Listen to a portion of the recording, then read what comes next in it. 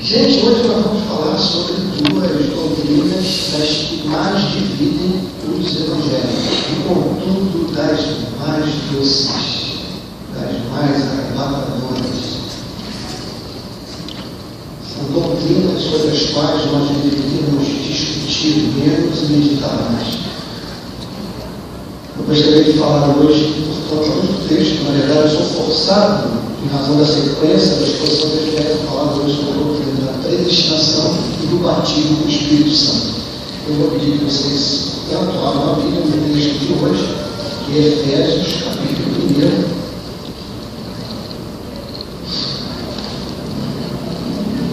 Efésios, capítulo 1, vamos agora para o versículo 11. A minha intenção é parar no versículo 13. Qualquer escolha que você fizer quanto à interpretação dessa passagem, a maravilha é isso. O colocará em contato com verdades que são ensinadas pelas Sagradas Escrituras. Se você disser que nós cristãos somos herança de Deus, vai estar declarando uma verdade.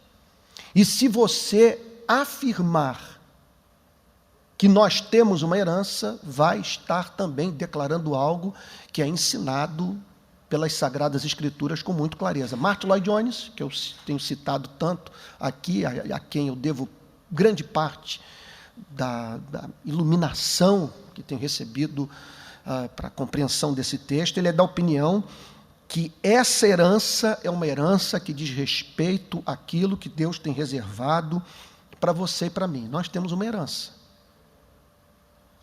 Portanto, trata-se de tema intimamente relacionado com a esperança que nós temos em Cristo. Em que consiste essa esperança? Qual é o conteúdo dessa herança? É nós, um dia, nos livrarmos das limitações desse corpo. Corpo, que é uma bênção, foi criado por Deus, que é o veículo que Deus encontrou para a expressão do Espírito. Portanto, nós não somos defensores da chamada mentalidade grega, que cria uma divisão entre corpo e espírito, e vendo o corpo como uma prisão da alma, nós não acreditamos nisso, contudo, nós temos problemas com esse corpo. É um corpo que está em processo inexorável de envelhecimento. É um corpo que derrete. O apóstolo Paulo diz que não dá para tirar onda com esse corpo. Ele chama esse corpo de tabernáculo, que está prestes para ser desmontado, a fim de que em seu lugar surja um edifício construído por Deus. Essa herança envolve finalmente o sonho da revolução do proletariado se transformar numa realidade, de vivermos numa sociedade justa, fraterna e igualitária, de vivermos numa sociedade santa, num reino que será implantado pelo próprio Deus, num país onde não entrará nenhum impuro, nenhum profano, habitado apenas por pessoas excelentes, ou tornadas excelentes pelo Espírito Santo.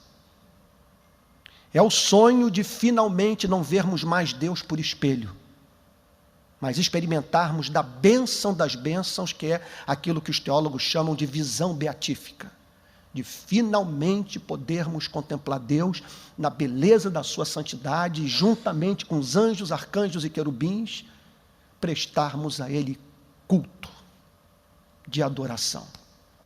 Então, esses são alguns dos elementos dessa herança. E o apóstolo Paulo dá destaque a essa bênção dentro desse contexto de seleção das incontáveis manifestações do amor de Deus pela vida da igreja.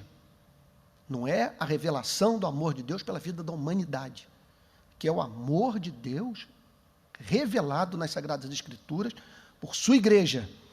Então, nele digo, no qual fomos também feitos herança, e aí aparece mais uma vez a palavra tão amada do apóstolo Paulo. Predestinados segundo o propósito daquele que faz todas as coisas, conforme o conselho da sua vontade. Vamos tentar analisar esse texto de trás para frente. Ele faz todas as coisas de acordo com o conselho da sua vontade. O que significa que o nosso Deus é um Deus que pensa. É um Deus que age de acordo com a sua natureza santa. A vontade de Deus é sempre uma vontade sábia, santa, justa. E segundo os seus propósitos santos, sábios, justos, ele decreta aquilo que haverá de acontecer na história. A porta que eu fecho, ninguém abre. A porta que eu abro, ninguém fecha. Agindo Deus, quem impedirá? No céu está o nosso Deus e tudo faz como lhe agrada. Impressionante a quantidade de passagens bíblicas que falam sobre o governo soberano de Deus.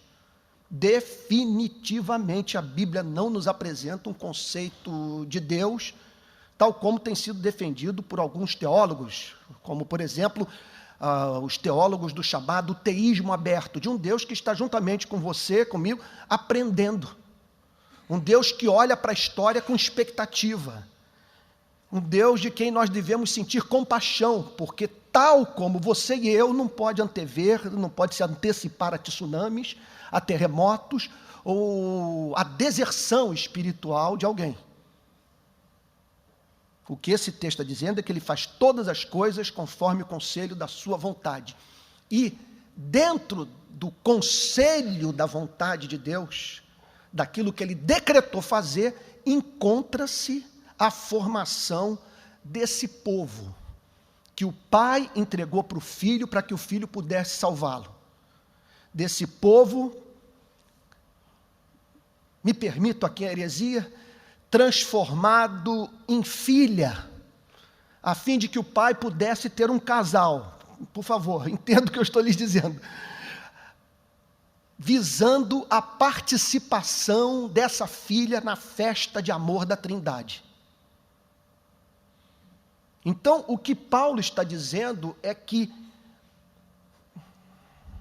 meu Deus, algo tão santo, tão glorioso, tão excelso, com consequências eternas, jamais ocorreria a revelia da vontade soberana de Deus. Por isso o apóstolo Paulo usa essa palavra, predestinados. Ele faz tudo conforme o conselho da sua vontade. E entre aquilo que ele faz conforme o conselho da sua vontade, encontra-se a formação do seu povo, dessa sociedade santa, que não é a comunidade dos sortudos, é a comunidade dos amados. Amados com amor eletivo.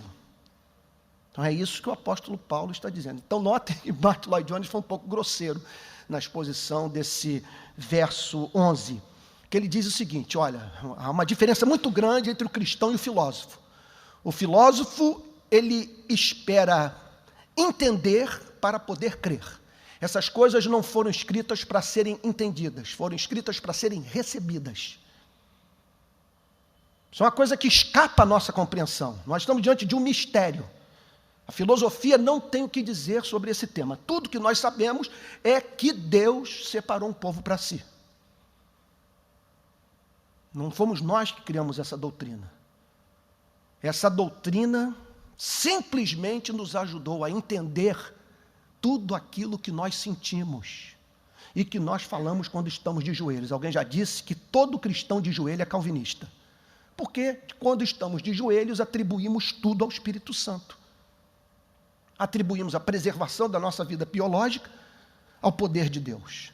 Atribuímos a regeneração ao Espírito Santo. Não fomos nós que nos regeneramos, pois como poderíamos dar vida a nós mesmos estando nós mortos? Atribuímos a iluminação espiritual ao Espírito Santo. Atribuímos a fé e o arrependimento à obra do Espírito em nosso coração. E a nossa perseverança nesse caminho, a operação ininterrupta do Espírito Santo em nossas vidas. Então, é a predestinação que nos ajuda a entender os fatos do nosso passado. Por que aquele acidente não ceifou a nossa vida? Por que aquela enfermidade não interrompeu o curso da nossa existência, o que nos impediria de termos um encontro com o nosso Senhor? e Salvador Jesus Cristo, predestinados. O apóstolo Paulo não conseguia ver sua vida de outra forma. Por isso que quando ele dá o seu testemunho, ele diz: quando, porém, ao que me separou, antes de eu nascer, é o que ele diz na carta aos Gálatas, aprouve revelar seu Filho em mim. O apóstolo Pedro tinha a mesma compreensão, pois foi o próprio Senhor Jesus que disse para ele: bem-aventurado és, Simão Bar-Jonas, porque não foi carne nem sangue quem tu revelou essas coisas, mas o meu Pai que está nos céus. E eu fico muito feliz, numa segunda-feira à noite como essa, de encontrar tanta gente na igreja, e movida pela fome, pela palavra de Deus, gente que entrou aqui desejosa de ter uma experiência com Deus, gente que está aqui ansiosa por um contato com Deus através da ministração da sua palavra.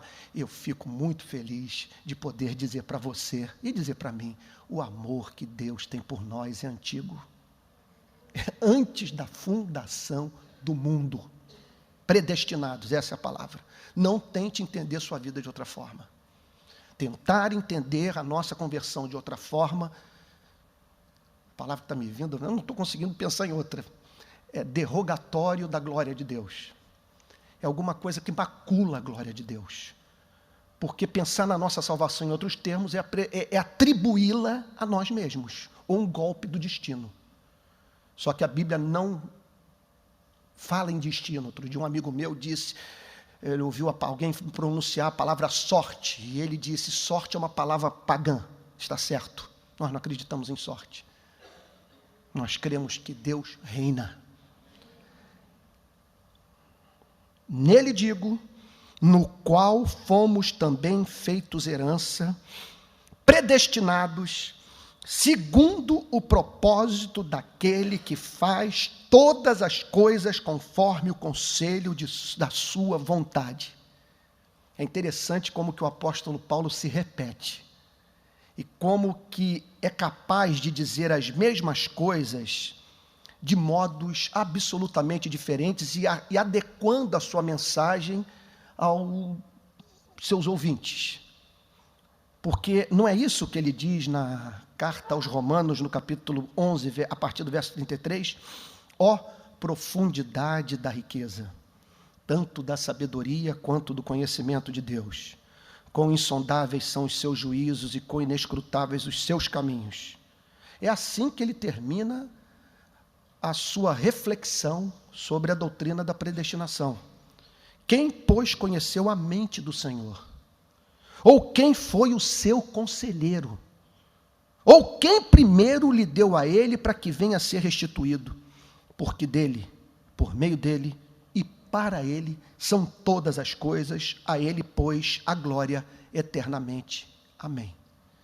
Agora, a maravilha disso tudo, isso é um mistério, é que Deus não quer apenas que compreendamos com a nossa mente a doutrina. Ele deseja que nós tenhamos uma experiência que nos marque tão profundamente a ponto de nos apropriarmos da verdade com todo o nosso ser, experimentando uma alegria que não é desse planeta, que o ímpio não conhece nem de longe. Como que isso acontece? Olhem lá, verso 12. A fim de sermos para louvor da sua glória. Notem que é tudo visando a glória de Deus. E tudo visa a glória de Deus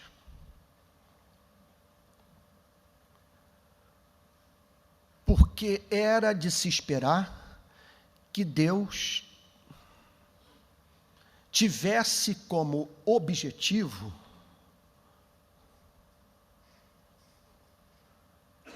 a expressão da sua beleza, da sua santidade, da sua formosura, da sua glória. Era de se esperar que Deus, através dos meios mais santos, visasse alcançar os objetivos mais sublimes, e não há no universo nada mais glorioso do que o nosso Deus, e por isso tudo foi feito para a glória do seu nome. O texto diz então, a fim de sermos para louvor da sua glória, a fim de que vivamos por toda eternidade, a partir da leitura da história de salvação de cada cristão, encontrarmos motivo para adorá-lo como Deus gracioso, como Deus que é capaz de amar aqueles que não são dignos do seu amor. O que o texto está dizendo é que por toda eternidade nós vamos nos ocupar, entre outras coisas, com a salvação de cada um de nós. E cada história revelando um aspecto do amor gracioso de Deus. E tudo isso produzindo tanto encanto nas nossas vidas, a ponto de nos dedicarmos inteiramente, por toda eternidade, às ações de graças, ao louvor, ao culto a Deus, em razão, repito, da revelação da sua beleza através do seu amor gracioso, a fim de sermos para louvor da sua glória, nós, os que de antemão esperamos em Cristo. De quem que ele está falando aqui? Porque ele está se dirigindo aos Efésios. Ele chama os Efésios de vós. E está falando sobre um outro grupo ao qual ele se inclui. Que ele chama de nós. Nós, os que de antemão esperamos em Cristo. Pergunto, quem de antemão esperava Cristo? Os judeus. Os teólogos costumam dizer que a fé professada por Israel era uma fé escatológica, porque o povo hebreu aguardava certas manifestações do amor, do poder, da justiça, da santidade de Deus no fim dos tempos. E fazia parte dessa fé escatológica que envolvia o derramamento do Espírito Santo, a criação de novos céus e de nova terra, a vinda do Messias. O Messias era central nessa fé prospectiva do povo de Israel, que olhava para frente, para o Messias que viria para livrar o seu povo de uma terrível escravidão. Então o apóstolo Paulo aqui está falando, em primeiro lugar, deles, do povo hebreu, nós os que de antemão esperamos em Cristo, em quem também vós, agora está falando sobre os Efésios. Como que os Efésios vieram a participar da fé?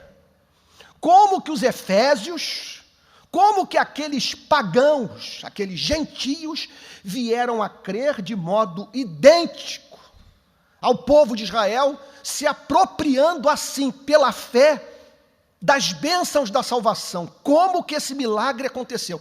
Então essa é uma passagem de fundamental importância para nós entendermos a natureza da igreja, e não apenas isso, a importância do ministério de pregação. Porque olha o que o apóstolo Paulo diz, olha como que os Efésios foram incluídos nas bênçãos dos hebreus, em quem também vós, depois que ouvistes a palavra da verdade, eles passaram a crer no Messias, só que uma fé de natureza diferente, e eu não quero ficar aqui de esnobismo intelectual, às vezes a gente usa algumas palavras para que a igreja fique familiarizada com a terminologia teológica, com o que vocês vão encontrar nos tratados, nos comentários bíblicos. Então, eu acabei de lhes dizer que a fé do povo hebreu era uma fé prospectiva, que eles olhavam para frente para o Messias que viria. A fé dos Efésios era uma fé, tal como a nossa, retrospectiva, que olha para trás para o Messias que veio. E em razão de olhar para trás para o Messias que veio e que retornará, os Efésios, tal como nós, puderam se apropriar de bênçãos, de valor incalculável, bênçãos que não murcham, eternas, incorruptíveis. Mas como que esse milagre aconteceu? O apóstolo Paulo diz que tudo tem como início o ato de ouvir a palavra da verdade. O que significa que não tem essa história. Gente, agora que eu vou falar é definidor da identidade da igreja. depois que ouvistes a palavra da verdade. Ele está chamando o evangelho de palavra da verdade e dizendo que os gentios não são incluídos nas bênçãos dos hebreus, não vêm a fazer parte do povo de Deus sem o contato com o evangelho, o que significa que é impossível você ser cristão sem saber. Isso é sério. É um golpe no ecumenismo. Eu vou andar com os espíritas, eu vou andar com os agnósticos, com os ateus, com os budistas, com os muçulmanos, e vou amá-los, e vou lutar para que eles tenham liberdade de expressão religiosa, vou lutar pelos seus direitos civis, políticos.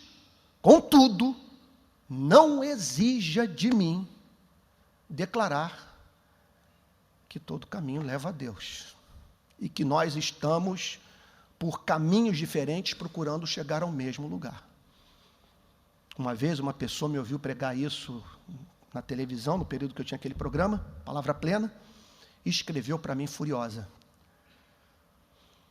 E eu disse, o problema é só um. É a singularidade de Cristo.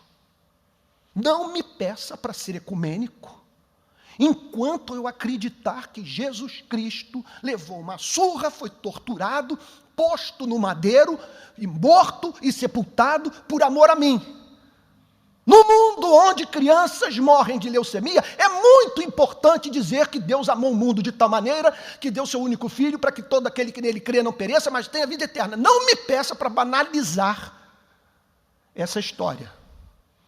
Nem exija de mim uma humildade que Deus não pede. Eu não posso ser humilde no campo da convicção. Eu vou lavar os seus pés. Eu vou lutar juntamente com você, que não crê no que eu creio, para a construção de uma sociedade mais justa. Mas não há nome dado entre os homens pelo qual importa que sejamos salvos, exceto o nome de Jesus Cristo. Então, é a pregação. Agora, notem bem, é muito importante também que frisemos isso. Quem me chamou muito a atenção na semana passada, ou retrasada para esse fato, foi o pregador americano Tim Keller. E pude ver que ele extraiu parte do que falou de Martin Lloyd Jones, porque Martin Lloyd Jones enfatiza o mesmo ponto. Quando o apóstolo Paulo fala sobre ouvistes a palavra da verdade, ele não está falando sobre toda e qualquer verdade. Você dizer que houve uma Revolução Francesa, fazer uma afirmação verdadeira. Então, você dizer, por exemplo, que o Botafogo é o time que mais cedeu jogador para a seleção brasileira, é você fazer uma declaração verdadeira, é empiricamente provável. Em 62, por exemplo, olha que coisa, era Newton Santos na defesa. O Evangelho não me libertou disso.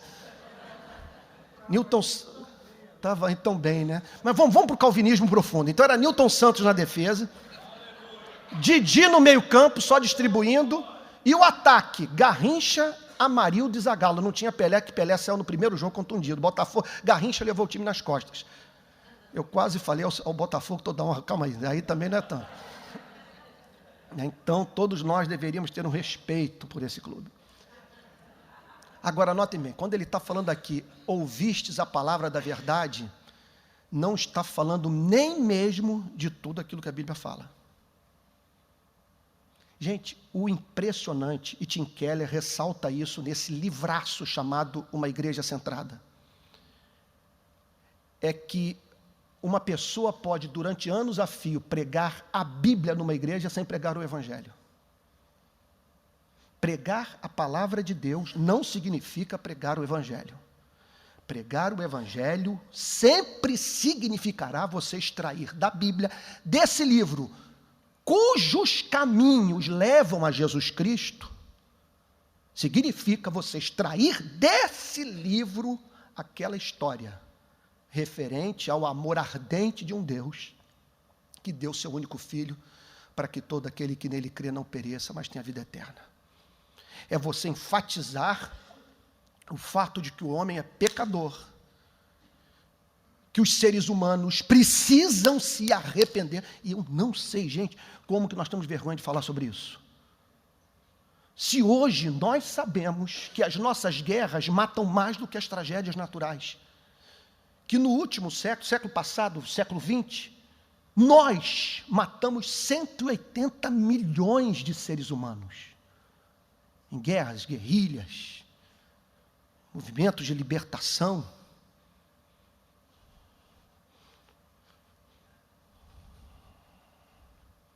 O Evangelho é como diz J.K. Chesterton, a doutrina do pecado original é a única doutrina da Bíblia que pode ser provada empiricamente. É um fato. Somos pecadores e o Evangelho anuncia o óbvio ululante, que a nossa maior necessidade hoje é a necessidade de arrependimento. Nós precisamos nos arrepender porque nós estamos destruindo as matas, acabando com os rios e matando uns aos outros. E Deus para nós é um apêndice de nossas vidas, cujo nome nós só mencionamos quando o avião quase se espatifa e nossa família vai junto. Aí a gente sai intacto e diz, foi Deus.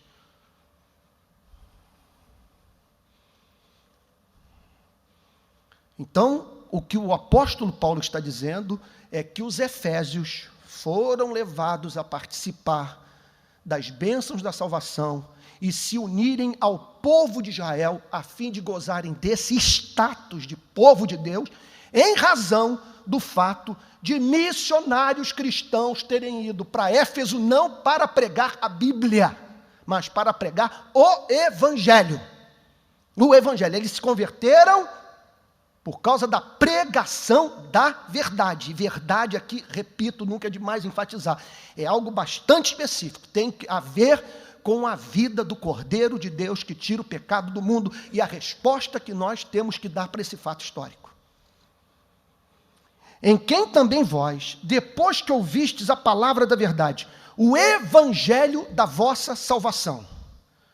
Então, a mensagem que nós pregamos, ela ora é chamada de palavra da verdade, porque corresponde à realidade dos fatos, explica o que existe, procede do trono de Deus, por isso que é chamada de palavra da verdade, a palavra que não decepciona, não engana, não remete o homem para uma vida que não pode viver, é palavra da verdade, e ele chama, em conexão a isso também, de evangelho, que significa, todos vocês sabem, boa nova. Olha, a maior evidência de que o evangelho está sendo pregado numa igreja é aquele sentimento, aquela sensação.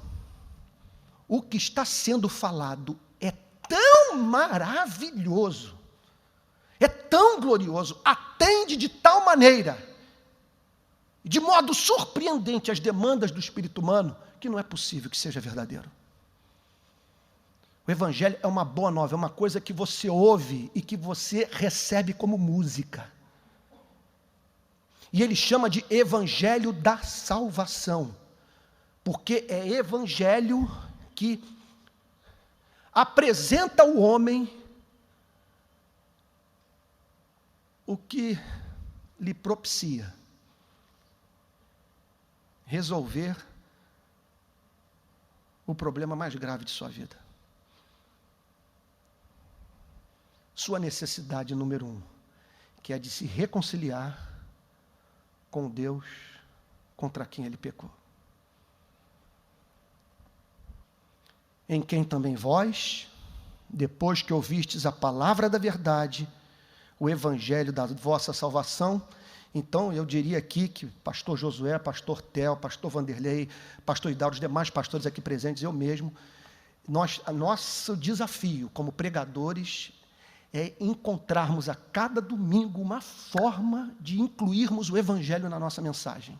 Isso é uma arte. Porque é o evangelho que levou os efésios à salvação, a ter um encontro com o Messias, tomarem conhecimento da sua predestinação. Foi o evangelho que formou uma igreja em Éfeso. Então o evangelho tem que ser pregado. Não pode uma pessoa passar um ano inteiro ouvindo um pregador sem que lhe seja passada informação sobre o caminho que lhe permite subir aos céus.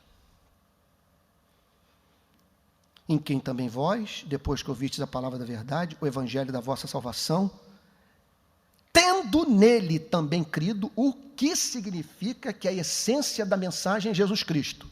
Os missionários que evangelizaram os efésios anunciaram Jesus Cristo. E ao anunciarem Jesus Cristo, aquelas pessoas foram levadas a confiar em Cristo. E aí, como explicar um negócio como esse? O evangelho chega numa cidade pagã, no centro da adoração à deusa Diana. E o Espírito Santo vence a obstinação daqueles pagãos, através do trabalho missionário da primeira geração de missionários cristãos, e que foram para Éfeso para anunciar Jesus Cristo. E ao anunciarem Jesus Cristo, aqueles escravos, aquela gente pobre, imersa no paganismo, foi levada a ver excelência em Cristo. Cristo, pelo Espírito Santo, foi tornado amável para aquelas pessoas. Elas passaram a entender o porquê daquela mulher ter banhado os pés de Jesus com suas lágrimas e enxugado com seus cabelos. E ao verem a excelência de Cristo, eles acreditaram em Cristo. E aí, tempos depois, Deus resolveu fazer com que aquelas pessoas, aquelas mesmas pessoas que já gozavam de uma certa segurança, que já gozavam de uma certa certeza da sua salvação, que já gozavam de uma certa intimidade com Deus, serem arrebatadas à presença de Deus, vivendo nesse planeta a experiência mais próxima daquela que os santos vivem na glória. Elas creram e tempos depois foram batizadas com o Espírito Santo, a fim de que tudo o que Paulo falou no capítulo 1 pudesse se tornar vivo para elas. Olha aqui que o apóstolo Paulo diz. Repito, em quem também vós, depois que ouvistes a palavra da verdade, o evangelho da vossa salvação, tendo nele também crido, fostes selados com o Santo Espírito da promessa. Eu nem sei por onde começar, que é muita riqueza. Só posso pedir ao Espírito Santo que nos ajude. Por onde começar? Começo com promessa, com o Espírito Santo, com selo. Por que o Espírito Santo da promessa? Porque a mensagem que o povo hebreu foi levado pelo Espírito Santo a acreditar, os moveu a uma fé escatológica. A mensagem apontava para o futuro, para o derramamento do Espírito Santo. O Espírito Santo foi prometido no Antigo Testamento. E Jesus, em não poucas ocasiões, prometeu o derramamento do Espírito Santo. Por isso que ele é chamado de o Espírito da promessa. E aí o apóstolo Paulo diz que aquela comunidade, depois da experiência de fé, recebeu um selo. O que é um selo?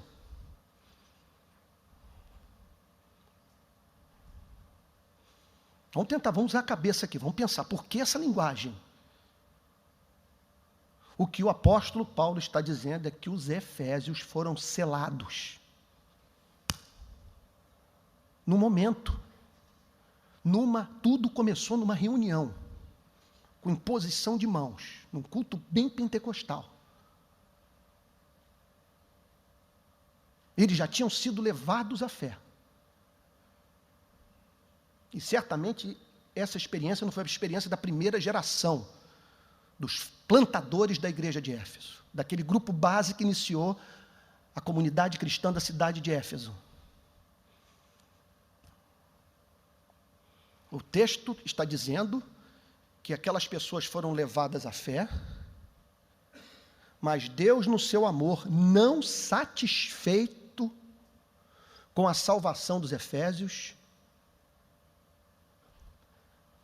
operou de modo místico. e sobrenatural na igreja, a fim de que os seus membros tomassem consciência do fato de que eram amados com amor eterno pelo Deus Santo Todo-Poderoso. Eles foram selados. O selo, então, em primeiro lugar, é uma coisa que confere segurança. Receber uma carta selada é sinal também de propriedade. Fizemos muito isso aqui no Brasil. Foi feito muito isso na África, no período do tráfico de escravos. O sujeito vinha e selava o escravo. Sela-se boi. Sinal de pertencimento. Outro ponto de autenticidade. O que significa, portanto, que esse selo não é um selo que permite a Deus saber quem lhe pertence. O selo é uma coisa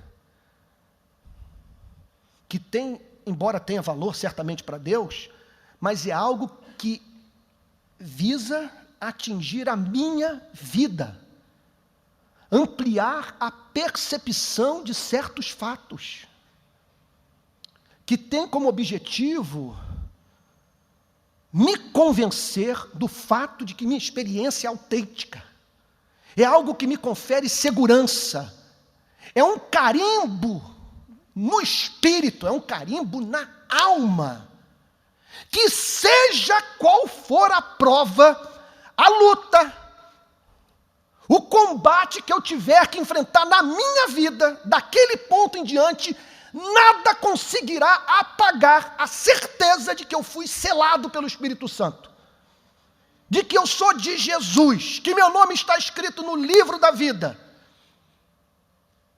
Nada me impedirá de dizer, eu sou do meu amado e meu amado é meu. Selo. A grande discussão aqui, entre o mundo pentecostal, o mundo reformado, até entre os reformados, porque, notem, calvinista, que quiser discutir batismo com o Espírito Santo, veja só, não deve apelar para o tribunal da tradição, tão somente, porque a tradição não é unânime. Não há unanimidade entre os calvinistas quanto à doutrina do batismo com o Espírito Santo. John Stott, por exemplo, crê que o batismo é concomitante à experiência de conversão. Martin Lloyd Jones crê de modo completamente oposto. Só que com Martin Lloyd Jones nós vamos encontrar Richard Sibbes, Thomas Goodwin, John Owen, George Whitefield, John Wesley, e John Flavel, e tantos outros que nós poderíamos mencionar. O que essa gente acreditava? Isso é muito importante. Número um. Nós não recebemos tudo de uma só vez quando nos convertemos. Essa é a primeira coisa que eles diziam. Segundo lugar, isso aí para mim é difícil de ser refutado. Não há um caso sequer no Novo Testamento de batismo com o Espírito Santo. Deixa eu tentar formular a frase. Em que o batizado não pudesse dizer quando, onde e como. O que essa tradição diz é o seguinte: batismo com o Espírito Santo é experiência, nunca é inconsciente. Não há um caso no Novo Testamento de batismo com o Espírito Santo que é experimentado de modo inconsciente. Todos é êxtase, é arrebatamento, é alegria indizível e cheia de glória. É exaltação da glória de Deus. É autoridade para testemunhar de Cristo. É aquilo que minha querida sogra falava, menina criada em colégio presbiteriano, ela dizia o seguinte: olha, eu via vários pregadores presbiterianos na minha infância, fui criado em escola presbiteriana, mas quando o reverendo Antônio Elias pregava, eu via nele uma coisa que eu não vi mais ninguém. Parece que ele dava a impressão que tinha saído das páginas do Novo Testamento. Havia uma coisa nele. Foi ele que me disse, discussão entre duas pessoas, o que é batismo com o Espírito Santo? Olha, o que é eu não sei, só sei que é uma coisa, que eu não tenho e você não tem. É algo difícil de você definir, mas não é fato que certos pregadores, só de chegar no púlpito, já começam a comunicar a verdade. Contam que Robert Murray McCheyne, que morreu com 29 anos, pregador calvinista escocês, quando ele chegava ao púlpito, é o que os contemporâneos dizem, as pessoas começavam a chorar antes dele pregar. E elas diziam por quê? Porque Robert Murray McCheyne passava a impressão que havia acabado de sair da presença de Deus, havia uma glória nele. Não me peço para explicar isso. É o que Moody conta, que depois daquela experiência em Wall Street, quando ele foi batizado com o Espírito Santo, andando em Wall Street, em Nova York, literalmente, ele testemunha, eu pregava as mesmas mensagens do passado, mas os resultados completamente diferentes. Bom, Antônio, nós não queremos saber tanto sobre a tradição, nós queremos que você mostre nas Sagradas Escrituras o que essa ala do calvinismo, que obviamente você defende, eu já disse para você, já estou deixando subentendido, então qual é a minha preferência? Eu acredito na segunda bênção. Que texto das Sagradas Escrituras você pode basear esse ponto de vista? Em primeiro lugar, eu posso mostrar para você várias passagens das Sagradas Escrituras que falam de pessoas convertidas, não seladas com o Espírito. Várias. Os discípulos, por exemplo, antes de Pentecostes, todos convertidos. O Senhor Jesus tinha soprado o Espírito sobre eles, recebeu o Espírito Santo, já tinha o Espírito Santo. Eles não poderiam dizer Jesus Cristo é o Senhor se não fosse pelo Espírito Santo. Contudo, receberam o Espírito Santo em Pentecostes. Não há um caso na Bíblia de uma pessoa convertida sem que tenha sido antes regenerada pelo Espírito. Mas há casos na Bíblia de pessoas convertidas que não haviam recebido o selo de autenticação. Repito, não é um selo de autenticação que permite a Deus saber quem lhe pertence. Quando o crente é selado, esta é uma experiência que lhe permite saber que ele pertence, mas isso de uma forma significativamente maior do que aquela que vem apenas através do estudo das Sagradas Escrituras. É algo que lhe permite saber que você é de Jesus, que você é amado, que seus pecados foram perdoados. Uma coisa é você saber pelas Sagradas Escrituras que você é filho de Deus, através de raciocínio lógico, ou então através de determinadas evidências na sua vida de novo nascimento, você certificar do fato de que nasceu de novo. Você ama a igreja. Como explicar uma coisa como essa? Você ama os cristãos. Você tem carinho por esse povo. Aí você olha para si mesmo e diz, como explicar uma coisa como essa? É uma evidência que eu sou de Jesus, senão eu não amaria o povo de Jesus. É uma boa forma de raciocinar. Agora, gente, outra coisa, e quem passou pela experiência sabe o que é isso. É o Espírito Santo, de modo místico, dizer isso para você. Como um selo no seu coração. Foi o que aconteceu com os samaritanos. Filipe tinha ido para Samaria. Pregou o evangelho para os samaritanos. E eles se converteram. E passaram pela extraordinária obra de novo nascimento. Mas Pedro teve que ir a Samaria para que eles recebessem o Espírito Santo. Vejam comigo, Atos capítulo 8.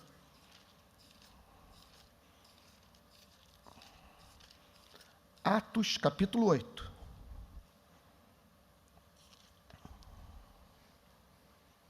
Olha lá, verso 14. Ouvindo os apóstolos que estavam em Jerusalém, que Samaria recebera a palavra de Deus, enviaram-lhe Pedro e João, os quais, descendo para lá, oravam por eles para que recebessem o Espírito Santo, porquanto não havia ainda descido sobre nenhum deles, mas somente haviam sido batizados em o nome do Senhor Jesus Cristo, já eram convertidos. Não há a mínima dúvida quanto à conversão dessas pessoas. Pelo menos nós podemos dizer o seguinte: é possível uma pessoa ser convertida e não ter o selo do Espírito Santo. Aqui nós estamos vendo pessoas convertidas, e Pedro foi levado pelo Espírito Santo a Samaria para orar por aquelas pessoas, para que elas recebessem o selo do Espírito Santo. Em Atos capítulo 9, nós vemos o apóstolo Paulo se convertendo. Mais adiante, ele recebe a visita de Barnabé, e a palavra de Deus diz que o Espírito Santo vem sobre a vida do apóstolo Paulo e o sela, a fim de que esse pudesse dar sequência, ou melhor, recebe a visita de Ananias. Olha o que o texto diz.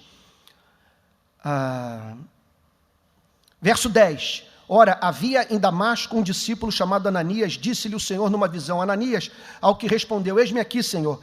Então o Senhor lhe ordenou: dispõe-te, vai à rua que se chama Direita, e na casa de Judas procura por Saulo, apelidado de Tarso, pois está orando, completamente transformado, porque havia tido um encontro com Cristo ressurreto na estrada de Damasco, e viu entrar um homem chamado Ananias e impor-lhe as mãos para que recuperasse a vista. Ananias, porém, respondeu: Senhor, de muitos tenho ouvido a respeito desse homem, quantos males tem feito aos teus santos em Jerusalém, e para que trouxe autorização dos principais sacerdotes para prender a todos os que invocam o teu nome.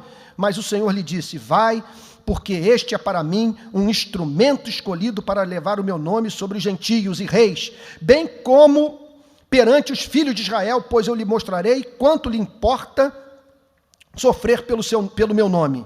Então Ananias foi, entrando na casa, impôs sobre ele as mãos, dizendo: Saulo, irmão, o Senhor me enviou, a saber, o próprio Jesus, que te apareceu no caminho de Damasco, por onde vinhas, para que recuperes a vista e fiques cheio do Espírito Santo, a fim de que ele tivesse a mesmíssima experiência que os 12 haviam experimentado no cenáculo.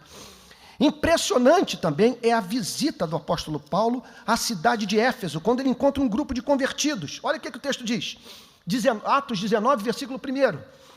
Eu estou selecionando as passagens que os calvinistas, que creem na evidência, na segunda bênção, têm usado ao longo dos séculos para defender a doutrina. Atos 19, 1. Aconteceu que, estando Apolo em Corinto, Paulo, tendo passado pelas regiões mais altas, chegou a Éfeso. E achando ali alguns discípulos, perguntou-lhes: recebestes porventura o Espírito Santo quando crestes? Aqui está uma questão central sobre a doutrina. Central. Vamos dizer o seguinte: que estabeleçamos aqui, nessa noite, uma trégua quanto à terminologia. Não vamos mais falar sobre segunda bênção, nem mencionar a palavra batismo. O que é, contudo, difícil de refutar é o fato de que, se o selo ou o batismo não são experimentais, se não se trata de uma experiência, como que o apóstolo Paulo podia fazer uma pergunta como essa? É isso que deixou, em várias pregações do Martin Lloyd Jones ele ressalta, e o que deixava intrigado. Como que o apóstolo Paulo pôde fazer uma pergunta como essa, se a selagem do Espírito Santo não era algo experimental, ou seja, alguma coisa sobre a qual você podia falar? Martin Lloyd Jones, nesse sentido, combatia muito o que ele chamava de fideísmo ou credeísmo. Essa ideia de dizer que você tem as coisas pela fé. Eu tenho pela fé eu fui batizado com o Espírito Santo. Martin Lloyd Jones diz: olha, isso é a desgraça do cristianismo atual. E esse é o motivo pelo qual a vida que nós vivemos atrai tão poucos que estão do lado de fora, e o cristianismo encontra-se em declínio. Essa história de pegar as coisas pela fé. de nós não entendermos que determinadas bênçãos têm que ser perseguidas por nós, que nós devemos buscá-las com todo o nosso coração e não darmos descanso a nós mesmos até que as experimentemos, até que vivamos essas promessas que são feitas pela palavra de Deus para a vida do seu povo. E aqui o texto de Éfeso diz: perguntou-lhes, recebestes porventura o Espírito Santo quando crestes? Ao que lhes responderam, pelo contrário, nem mesmo ouvimos que existe o Espírito Santo. Então Paulo perguntou, vocês verem, né? Aqui abre um parênteses, fica uma pergunta: quão ortodoxa uma pessoa precisa ser a fim de que nós a consideremos salva? Aqui nós estamos com uma pessoa com alguns problemas de ortodoxia, alguns problemas de compreensão teológica, contudo, amadas por Deus, salvas. Então Paulo perguntou, em que, pois, fostes batizados? Responderam, no batismo de João. Disse-lhes Paulo, João realizou o batismo de arrependimento, dizendo ao povo que crescem naquele que vinha depois dele, a saber, em Jesus. Eles, tendo ouvido isto, foram batizados em o nome do Senhor Jesus. Tá bom, você pode até dizer, o que eu não concordo e não tenho tempo para isso, que eles tinham sido batizados no batismo de João e que precisavam agora ser batizados no batismo de Jesus, a fim de experimentarem a salvação. Não acredito que seja isso que o texto esteja ensinando. Contudo, o ponto que eu quero ressaltar é o seguinte: o lado experimental da experiência, com o Espírito, e o fato de que o selo vem depois da fé em Jesus Cristo. Não é concomitante, não é necessariamente concomitante. Não é algo que é concomitante à conversão em todos os casos. Pode ser que nem, pode ser que não. Olha lá, o que ele diz? Eles, tendo ouvido isto, foram batizados em o nome do Senhor Jesus. Olha só, foram batizados em nome do Senhor. Então, vamos dizer, aqui já estavam convertidos. Olha o que o apóstolo Paulo diz, o que a Bíblia diz, Lucas. Impondo-lhes Paulo as mãos, veio sobre eles o Espírito Santo, e tanto falava em línguas como profetizava. Qual é a natureza dessa experiência? Não há a mínima dúvida que o fato dessa experiência ser chamado de selo que dá segurança para o que foi selado, selo que autentica,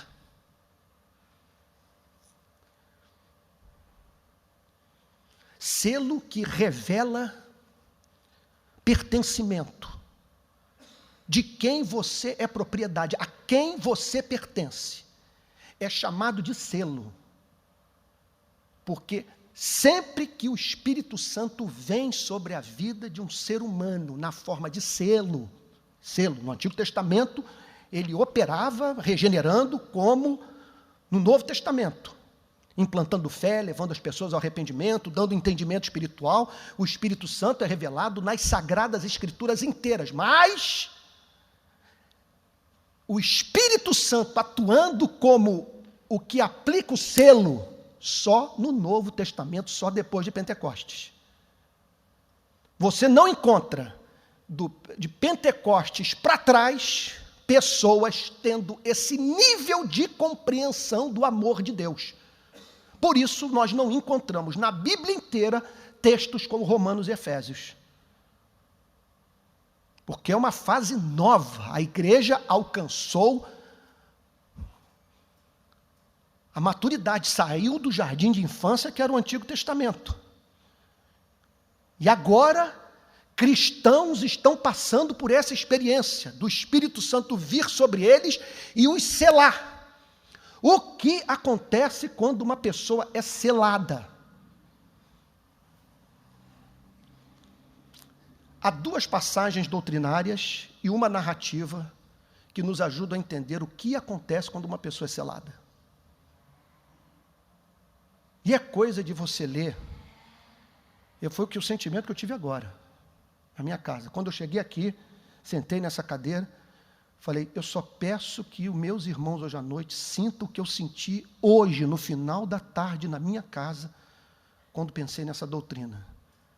Que é um desejo de você falar o seguinte, meu irmão, posso fazer, eu posso continuar me dedicando ao que eu estiver me dedicando na minha vida, mas a partir de hoje eu vou perseguir com todo o meu ser essa promessa. Eu quero isso para mim, eu quero essa autoridade para falar de Cristo, eu quero essa alegria, eu quero essa segurança, eu quero sair desse deserto de gelo, quero amar a Jesus com todo o meu ser. Olha, 2 textos do Novo Testamento que revelam a natureza da experiência. Romanos 8. Vejam comigo Romanos 8. Como é bom pregar sobre essas coisas, meu Deus do céu. Como é bom ser crente, ser pastor.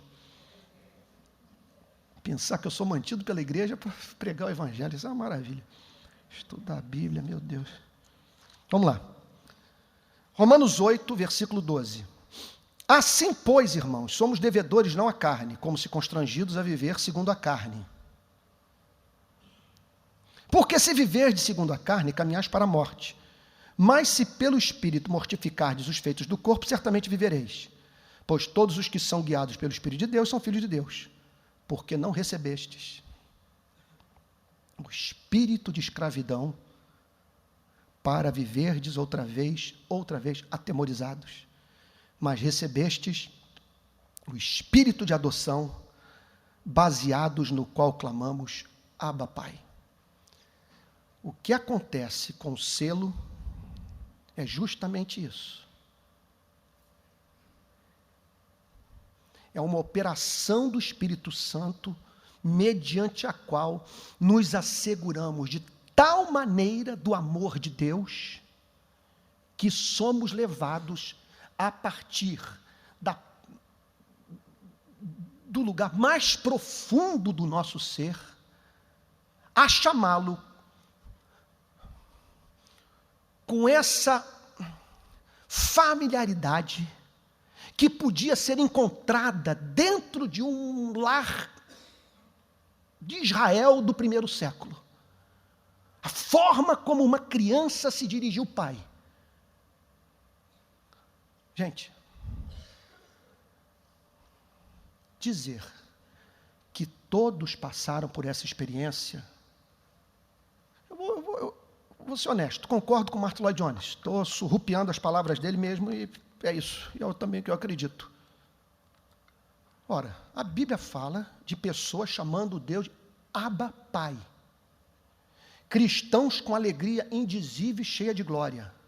Paulo e Silas, depois de terem levado uma surra, meia-noite numa prisão, adorando a Deus. Gente, se essa é a experiência normal de todos os crentes, porque todos são batizados, eu vou ser levado a dizer que grande parte da igreja, se não todos, não se converteram ainda. O que eu estou dizendo é que você é crente, você é de Jesus. Mas você não sabe o que é do íntimo, chamar Deus de Pai. E por quê? Não é porque você não seja filho de Deus, você é amado. Contudo, não sabe o quão amado é. Porque o Espírito Santo ainda não disse isso para você na intensidade em que essa verdade é comunicada, quando um crente é selado pelo Espírito. Tendo nele também crido, fostes selados com o Espírito da promessa. Agora vamos para Gálatas 4. Gálatas 4.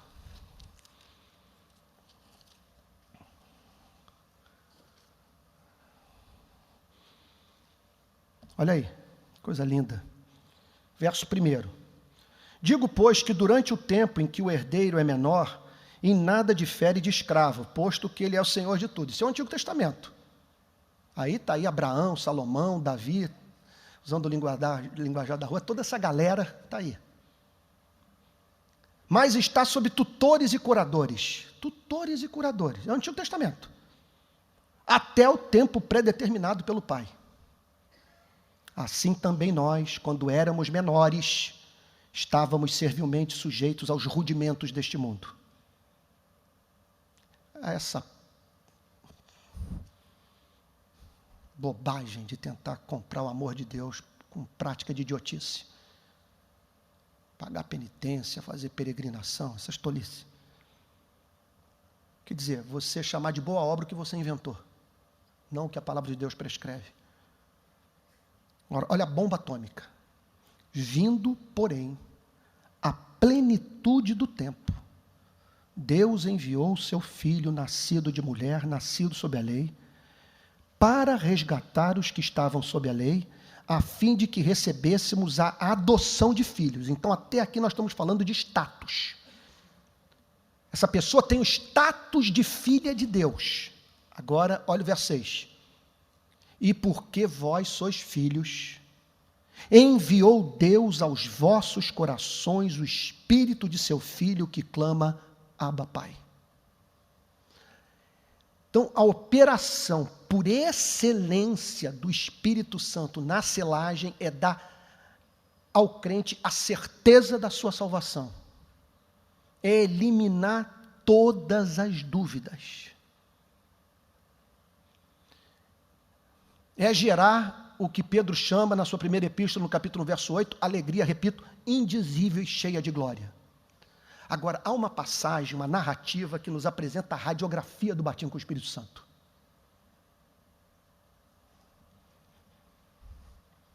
Mateus, capítulo 4. Vamos lá para Mateus, capítulo 4.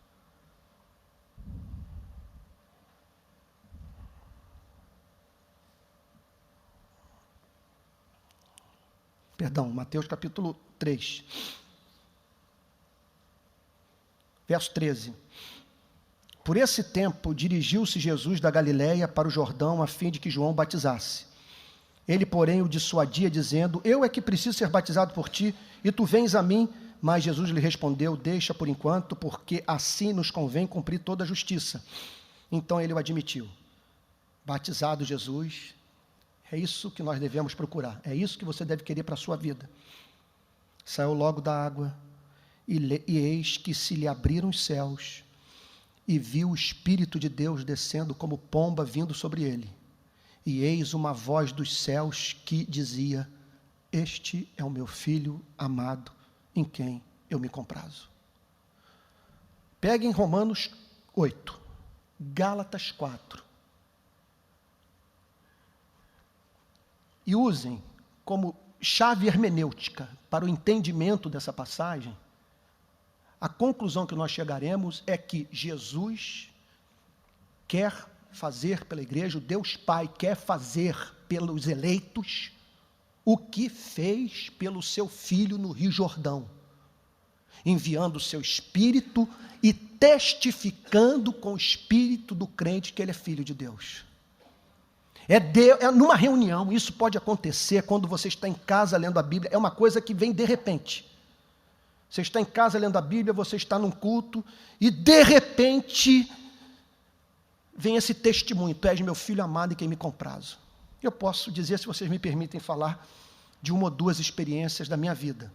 Uma, eu havia me convertido aqui nessa querida igreja, por isso estou aqui hoje, é uma obsessão por retribuir o que ela fez por mim. Repito, eu devo tudo a esses homens. Pastor Josué, Theo, esses amigos todos estão aqui, Vanderlei, minha casa. E eu pegava minhas ondinhas e era duro. Meu pai era policial, e policial, ele era bravo. Trabalhou na ditadura, mas o negócio do meu pai não era ganhar dinheiro. Até onde, pelo menos, eu não vi o dinheiro entrar na nossa casa. Estudei em escola pública a vida inteira, passei pelos piores colégios de Niterói, pelo menos na época. Eu estudei no Baltazar Bernardino, eu estudei no Guilherme Briggs, essa é a minha formação acadêmica, mas não sem antes passar pelo Joaquim Távora. E os dois colégios que eu fiz, o chamado científico, segundo grau, não existem mais. O Pio XI e o Figueiredo Costa sumiram, não existem mais. Mas eu sei que eu fui lá, que existia e tudo. Então, eu vivia de contrabando. Nada sofisticado demais, era mixaria, mas bancava a minha vida. Quando eu me converti, embora os pastores da igreja não tenham falado que aquilo era errado, ficou logo claro para mim que eu tinha que parar. Ah, está a Rebeca aqui, estudamos no Pio XI, na mesma sala, né, Rebeca? Nosso colégio não existe mais. A Rebeca era minha companheira de turma. Então, vendia contrabando, aí, mas ninguém falou nada para mim. Eu falei o seguinte, mas cara, isso aqui não deve ser certo, não. Isso não é coisa de cristão. Aí parei com tudo, mas eu parei com muita dívida. E eu não esperei pagar as dívidas para parar. Eu falei, tem que parar agora. Aí cheguei para os caras que traziam as muambas para mim dos Estados Unidos, falei, não dá mais, cara. E aí, naquela época, faminto por teologia, já desejoso de me preparar para o ministério sagrado, e a Igreja Betânia é uma igreja que estimulava a gente a estudar, e eu falei, eu vou trabalhar, mas sem formação nenhuma, sabe? Não tinha qualificação profissional alguma, peguei o que me apareceu na época. Então, saí das praias de Niterói, né, Taquatiara, Piratininga, Arpoador, Farm de Amoedo e Montenegro, em Ipanema, e no meu desespero de conhecer teologia, de honrar a Jesus, pagando minhas dívidas e dar o dízimo para Betânia, eu fui vender esses planos de assistência médica em São Gonçalo. Mas não estava nem aí, porque quem me pegasse no caminho, ia lá, o cara está vendendo agora plano de assistência médica, estava encantado por Jesus, focado no ministério, não sabia de outra coisa. E numa dessas minhas idas para São Gonçalo, o ônibus passou debaixo da ponte de Niterói, naquele caminho que você vai ali para Manilha. Quando eu estava ali, aquele Ponto Sem Réis é o nome daquilo? Quando eu estava ali, não me peço para explicar. Eu estava na parte de trás do ônibus, indo para São Gonçalo para vender plano de assistência médica da Unimed. Eu fiquei absolutamente certo, mais certo do que eu estava ali dentro do ônibus, que Jesus tinha ressuscitado. E que se Jesus tinha ressuscitado, tudo o que ele havia falado era verdadeiro. E se tudo aquilo que ele falou é verdadeiro, a vida tinha sentido. Nem no nascimento dos meus filhos, no casamento, ordenação, nada eu senti a alegria que eu senti naquele dia. Foi importante para mim, porque ali eu aprendi que a alegria em Jesus Cristo é incircunstancial. Que ela pode ser experimentada na parte de trás de um ônibus, você indo para São Gonçalo para vender plano de assistência médica. Nunca, já corri, depois disso corri o mundo inteiro. Quer dizer, viajei um bocado. Mas nunca senti o que eu senti naquele ônibus. Uma outra ocasião, dia que Jorge Amado morreu. Ou melhor, foi sepultado. Estava na casa dos meus pais, Jornal Nacional fazendo a cobertura da morte do Jorge Amado.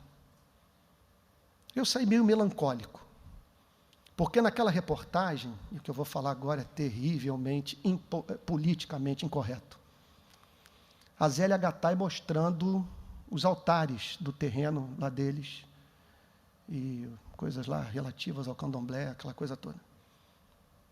Puxa vida, hoje é difícil dizer essas coisas, né? Antigamente era mais fácil. Internet,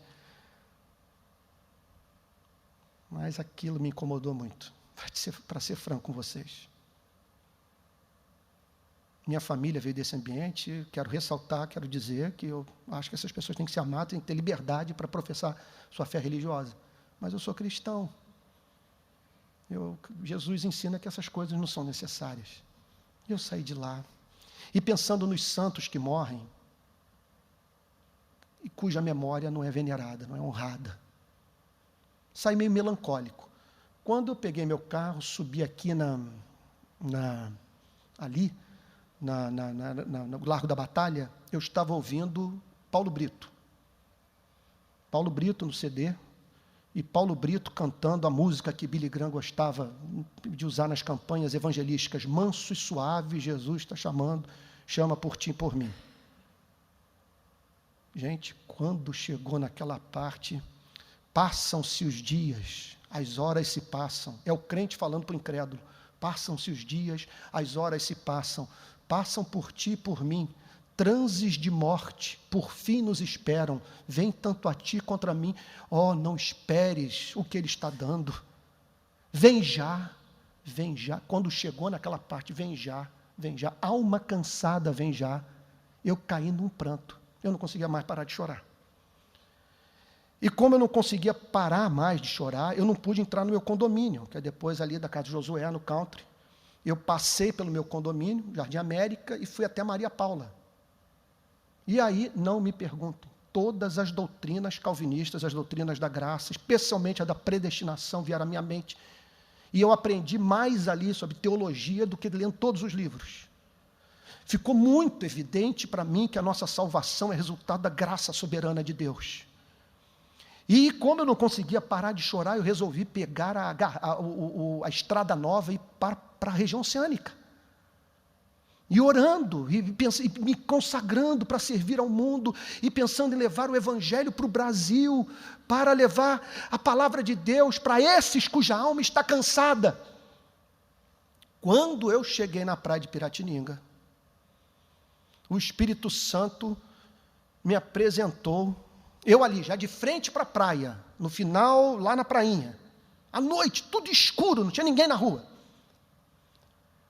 Aí me veio João 3,16, porque Deus amou o mundo, quando chegou naquela praia, de tal maneira, a beleza de Deus foi revelada, mas numa extensão tal, que eu senti, é incrível, difícil de escrever isso, a mais profunda convicção de pecado, mas ao mesmo tempo acompanhada da mais profunda consolação. E eu batia no volante do carro e dizia: o que nos fez perder o encanto por ti? Porque nós não amamos, sendo o Senhor tão excelente, de tal maneira, tu destes o teu único filho. Que amor, que doce amor! Foi o que aconteceu comigo. E aí, bom, o que aconteceu com o Tupiniquim, aqui com um pecador brasileiro? Mas olha aqui, gente bem melhor do que eu. Eu selecionei algumas passagens de batismo com o Espírito Santo vividas por calvinistas. Agora eu estou falando de cérebros privilegiados. Eu estou falando de gente que odiava emoção barata. Eu estou falando de gente dedicada à teologia sólida. Conteúdo pesado, gente envolvida com apologética, com elaboração de teologia sistemática. Thomas Goodwin. Há uma luz, falando sobre o selo do Espírito, há uma luz que vem e se apodera da alma do homem e lhe assegura de que Deus é dele e ele é de Deus, e de que Deus o ama desde toda a eternidade. É uma luz que transcende a luz da fé comum. Qual é a fé comum? Você lê a Bíblia e crê. Essa luz aqui é diferente. É mais do que a fé que você tem nas Escrituras e em todos os argumentos que você possa deduzir. Goodwin prossegue, diz Martin Lloyd Jones, e afirma: é o segundo bem depois do céu. Você não obtém mais nada, não poderá obter nada mais enquanto não chegar lá. Martin Lloyd Jones diz: noutras palavras, a maior e mais grandiosa experiência que o cristão pode ter neste mundo. Há somente uma coisa que está acima dela, a saber, o próprio céu. É a fé elevada e posta acima da sua distinção comum e do seu alcance comum. É o amor eletivo de Deus, colocando-se como algo... essa aqui tem que frisar. É o amor eletivo de Deus, colocando-se como algo familiar para a alma. Thomas Goodwin. Agora o grande John Wesley, pai do metodismo. É algo imediato, sem meios. É direto. É o Espírito com o seu Espírito. É algo imediato e direto. Não o resultado de reflexão ou argumentação. Wesley. Pode haver o antegozo de alegria, de paz, de amor, e não ilusório, mas vindo realmente de Deus, muito antes de termos o testemunho em nós mesmos.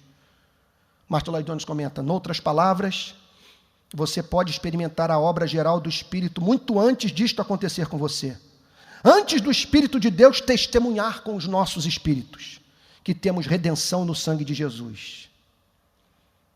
Diz Martin Lloyd Jones: segundo o ensino de Wesley, você pode ser um bom cristão.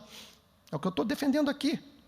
E pode ter experimentado as operações do Espírito Santo, de muitas maneiras, incluindo até o antegozo de alegria, paz e amor da parte do próprio Deus, muito antes de você ter este testemunho direto do Espírito, esta experiência irresistível. Agora, olhem o testemunho do calvinista John Flavel. Isso aqui, gente, meu Deus, o Brasil precisa de avivamento. qual foi a última vez que você ouviu um testemunho como esse? John Flavel. Viveu há 300 anos, puritano inglês. Assim, seguindo o seu caminho, seus pensamentos começaram a volumar-se e a subir cada vez mais alto, como as águas da visão de Ezequiel, até que finalmente se tornaram antigozos das alegrias celestiais. E tal plena certeza do seu interesse nisso, que ele perdeu completamente a visão e a percepção deste mundo e de todos os interesses deste mundo, e por algumas horas não sabia mais onde estava, como se estivesse em profundo sono em seu leito. Chegando exausto a certa fonte, sentou-se, lavou-se, desejando ardentemente que, se fosse do agrado de Deus, que esse podia ser o lugar de sua partida deste mundo. Aos seus olhos, olha que coisa linda. Eu quero isso para a minha vida desesperadamente. Aos seus olhos, a morte tinha o rosto mais amigável que ele já contemplara, exceto o rosto de Jesus Cristo, que tinha realizado isso. E embora acreditasse que estava morrendo, não podia lembrar-se de ter tido um só pensamento sobre sua querida esposa ou filhos ou qualquer preocupação terrena. Chegando à sua hospedaria, a influência continuou banindo o sono. Ele se sentiu cada vez mais transbordante da alegria do Senhor e ficou parecendo um habitante do outro mundo. Muitos anos depois, ele ainda dizia que aquele dia foram um dos dias do céu, e dizia que por aquela experiência ele entendeu mais da luz do céu do que por todos os livros que ele tinha lido ou pelos descobrimentos que a respeito agasalhara. 1737, Jonathan Edwards andando a cavalo em Northampton. Uma vez, quando eu cavalgava pelas florestas para benefício da minha saúde em 1737, tendo apeado do meu cavalo num lugar retirado, como sempre eu fazia, para buscar contemplação divina e oração, tive uma extraordinária visão da glória do Filho de Deus, como mediador entre Deus e os homens, e sua maravilhosa, grande, plena, pura e suave graça e amor, e da sua terna e gentil condescendência.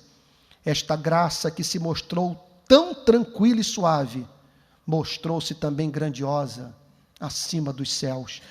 A pessoa de Cristo pareceu-me inefavelmente excelente, com uma excelência grande o suficiente para tragar todo pensamento e concepção, o que durou, quanto posso julgar, perto de 1 hora, e me manteve a maior parte do tempo numa torrente de lágrimas e chorando alto. Moody, famoso sapateiro, pregador americano. Comecei a clamar como nunca antes. A fome disso aumentou. Eu realmente senti que não quereria mais viver se não pudesse ter poder para o serviço. Continuei clamando o tempo todo. Que Deus me enchesse com o espírito. Bem, um dia, na cidade de Nova York, que dia não posso descrevê-lo. Raramente me refiro a isso. É uma experiência quase sagrada demais para se mencionar. Só posso dizer que Deus se revelou a mim e de tal maneira o experimentei o seu amor, que tive de pedir-lhe que detivesse a sua mão. Ele não aguentava mais receber daquele amor na sua alma. Por fim, o famoso Dr. Richard Sibbes, 300 anos atrás, diz o Dr. Sibbes que há diferença, também puritano calvinista, é interessante que Jonathan Edwards não acreditava no batismo com o Espírito Santo, mas nem por isso deixou de ter a experiência. Se nós esquecêssemos terminologia e pensássemos em termos, é uma coisa que eu não tenho e você não tem, todos buscaríamos. Dr. Sibbes, diz que a diferença entre a experiência da conversão e o selo, isso aqui é o calvinismo puro. Estou falando de gente que acreditava nos 5 pontos do calvinismo. Olha aqui. A diferença entre a experiência de conversão e o selo pode ser exposta assim. É como uma criança que, tendo sido travessa e desobediente, tem um sentimento de culpa e se sente infeliz. E corre para os braços do pai. O pai a recebe, mas não lhe sorri muito. Esta é a maneira pela qual o pai a repreende e a castiga por sua desobediência. Todavia, a criança, em sua volta ao pai, obtém certa satisfação quando está com seu pai. Isto pode durar algum tempo. Então chega o dia, aí ele começa a descrever o que é o selo. Então chega o dia em que os dois estão caminhando juntos por uma estrada, e a criança se aproxima do pai e lhe toca. O pai continua simplesmente a olhar para ela, mas após algum tempo, o pai toma a criança, levanta, acaricia em seus braços e derrama o seu amor sobre ela. Essa é a diferença. Aqui está com ponto de exclamação. Sem a selagem com o Espírito, você pode saber que os seus pecados estão perdoados. Não, porém, desta maneira segura e especial. Isso vai além da experiência inicial do perdão. É Deus, se podemos expressá-lo assim, acariciando-nos, despejando o seu amor sobre nós, engolfando-nos. Observamos esse elemento no caso das experiências que já citei, diz Martin Lloyd-Jones. Sempre houve um elemento irresistível.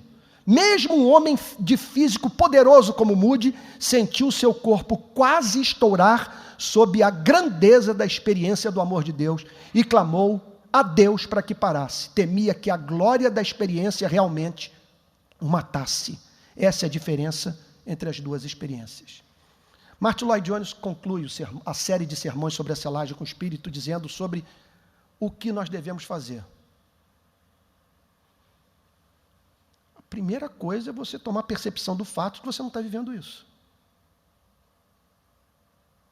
Que nós não conhecemos essa linguagem. É até estranho ouvir esse negócio de não me lembrei da minha esposa, dos meus filhos. A morte revelou a mim o seu rosto amável. Você conhece? Eu não conheço. Eu gostaria de... Tem que ser honesto. Outro ponto. É você saber que Deus quer que você viva como os crentes do Novo Testamento. Que é promessa.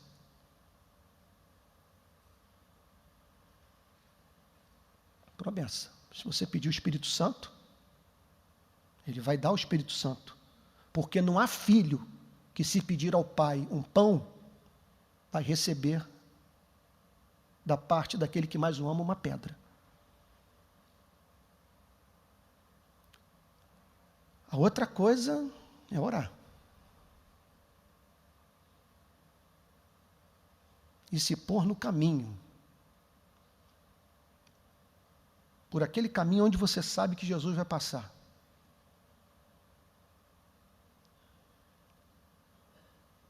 E evitar. Aí que a gente começa a falar de pecado sem medo de cair no moralismo. Por que evitar o pecado? Não é por motivo moralista. Evitar o pecado que eu não quero que nada embote o meu paladar para essa comida.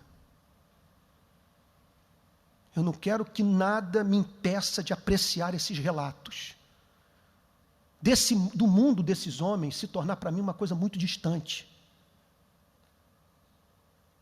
Porque minha cabeça está envolvida com o que é mais prático, política, os rumos do país. Sabe, a necessidade pessoal de amealhar mais cultura. Gente,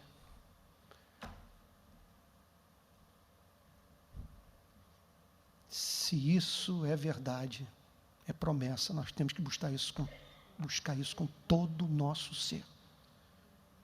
O despertamento pessoal é quando eu vivo isso na minha casa. O avivamento é quando essa experiência é simultânea. Pega várias pessoas ao mesmo tempo. Não consigo conceber meta maior para a vida da igreja do que essa. ser batizada com o Espírito, ou selada com o Espírito, ou reavivada pelo Espírito, seja qual for a terminologia. Eu quero poder dizer: Abba, Pai. Eu quero pregar com autoridade.